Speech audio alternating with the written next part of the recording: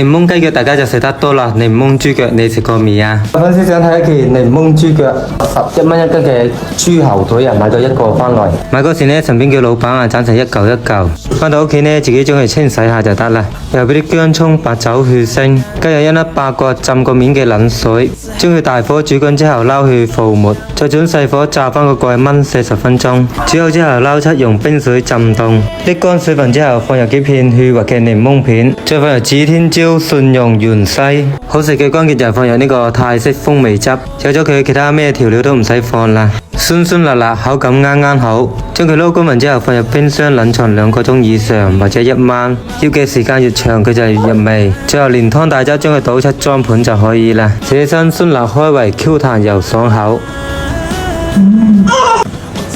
好的。